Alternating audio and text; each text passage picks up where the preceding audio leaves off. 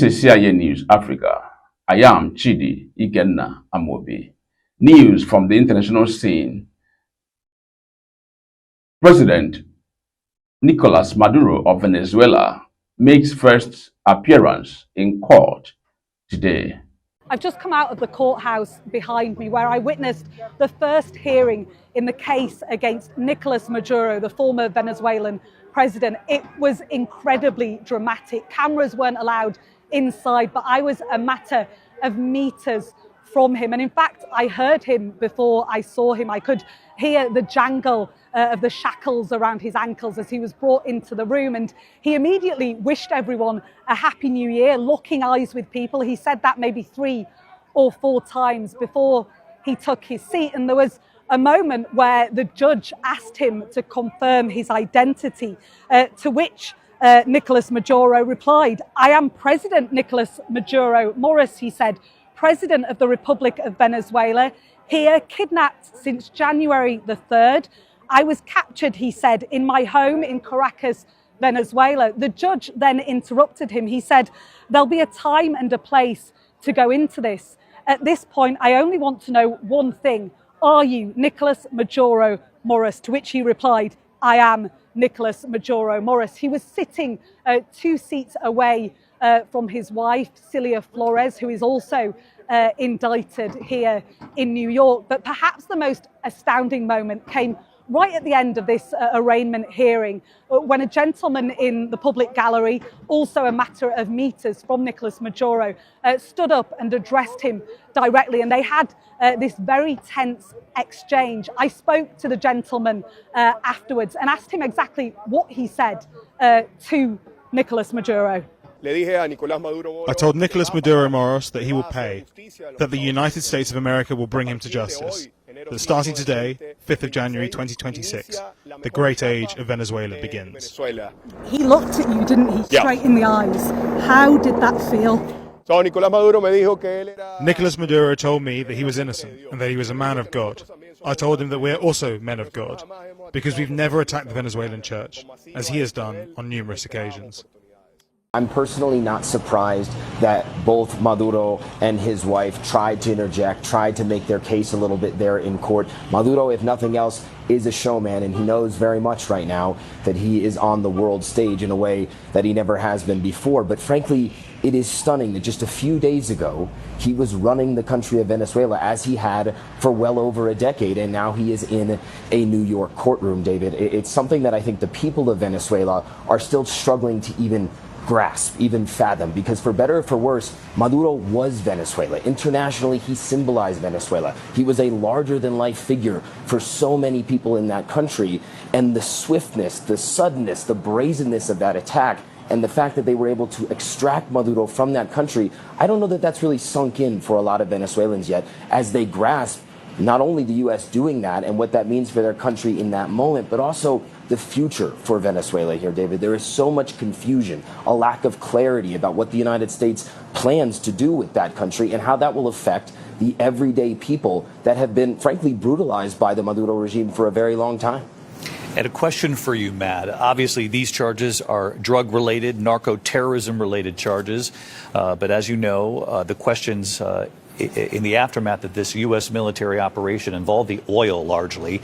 President Trump on the world stage clearly saying that the U.S. will move in quickly. U.S. companies will rebuild the infrastructure and recoup some of the money. And he said billions of dollars were lost to Venezuela after, in the last several decades, after the infrastructure was allowed to weaken, and with Maduro in power, claiming that the U.S. lost money. But the world fully aware of the relationship between Venezuela and China and Russia, and where that oil typically goes, President Trump now declaring the U.S. is in charge of Venezuela. No question about that, David, and I think the geopolitics of all of this really matter. Of course, President Trump wants to control the world's largest largest supply of oil, across the entire world. but he also wants to keep it out of the hands of China and Russia. China is the largest purchaser right now of Venezuelan oil, and President Trump has been very clear. He does not like that. He doesn't like the presence that China has in the Western Hemisphere. He is very open about the fact that he wants that oil sold inside the United States and to friendly nations around the world. It's not just oil and what it represents for the economy. It's also being used as a strategic tool in the game of great powers that is playing out between the United States and China at this very moment. This is CIA News Africa. Subscribe to this channel if you're watching this video on YouTube, and follow this page if you're watching this video on Facebook. I am Chidi Ikenna Amobi. Do enjoy your day. As the season of love, joy, and reflection unfolds, CIA News Africa extends our warmest Christmas and New Year wishes to you all. Thank you for watching, sharing, and supporting our platform all through the year 2025. We remain committed to bringing you real stories, rich African culture, and voices that matter. As we step into a new year, we encourage you to keep watching, advertising, and supporting CIA News Africa, your home for authentic news and impactful storytelling.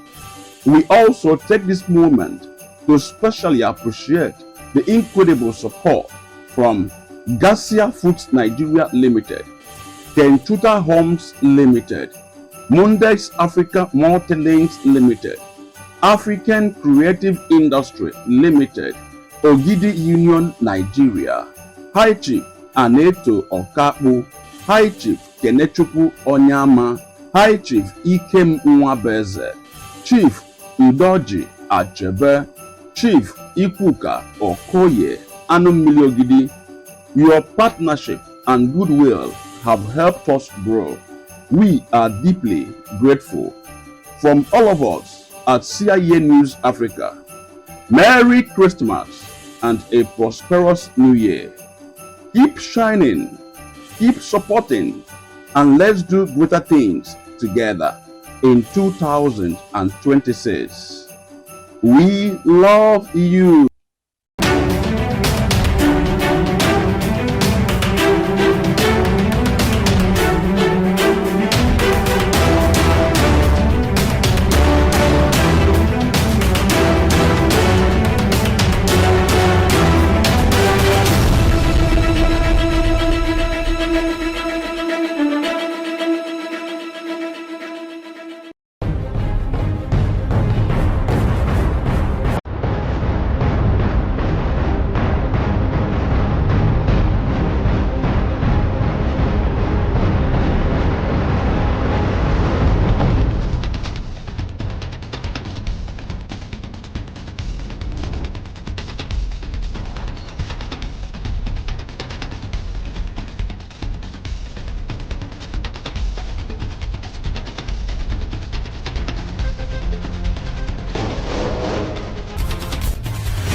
Night.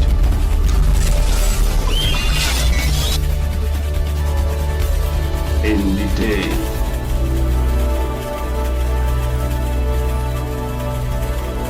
Whenever and wherever.